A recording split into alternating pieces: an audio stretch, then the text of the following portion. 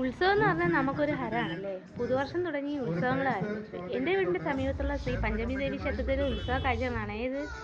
ഞങ്ങൾ അമ്പലത്തിൽ എത്താറായപ്പോഴത്തേക്ക് താലപ്പൊലിയൊക്കെ കഴിഞ്ഞിട്ട് കുട്ടികൾ മടങ്ങുമായിരുന്നു. അത് കാണേണ്ട ഒരു കാഴ്ചയായിരുന്നു താലപ്പൊലി. എന്നിട്ട് കുട്ടികളൊക്കെ നല്ല ഭംഗിയോടെ ഒരുങ്ങി തട്ടമൊക്കെ വെച്ച് വിളക്കും കൊളുത്തി വരുന്നത് കാണാൻ നല്ല ഭംഗിയായിരുന്നു. കല്യാണം കഴിക്കാറായ പെൺകുട്ടികൾക്ക് വരെ ഇവിടെ താലപ്പൊലി എടുക്കാം. ഞാൻ നേരെ അമ്പലത്തിൻ്റെ അകത്ത് കയറി. അമ്പലത്തിൻ്റെ അകത്ത് പിന്നെ വീഡിയോ എടുക്കാൻ പറ്റാത്തതുകൊണ്ട് ഞാനത് ഓഫ് ചെയ്ത് വെച്ചു. എല്ലാം കഴിഞ്ഞ് ഞങ്ങൾ പുറത്തോട്ടിറങ്ങിയപ്പം പുറത്തൊരു സ്റ്റേജ് ഷോ നടപ്പുണ്ടായിരുന്നു അമ്പലത്തിൻ്റെ ചുറ്റിലുള്ള. അത് കഴിഞ്ഞ് ഞങ്ങൾ റോഡിലോട്ട് ഇറങ്ങിയപ്പോഴാണ് പിള്ളേർക്ക് പാനിപ്പൂരി വേണം.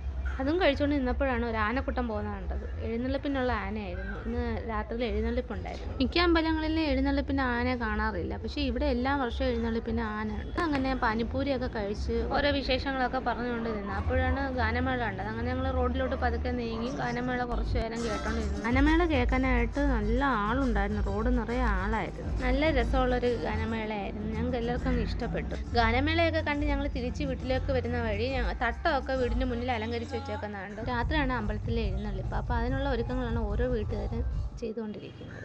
അപ്പോൾ ഇന്നത്തെ വീഡിയോ ഇത്രയേ ഉള്ളേ.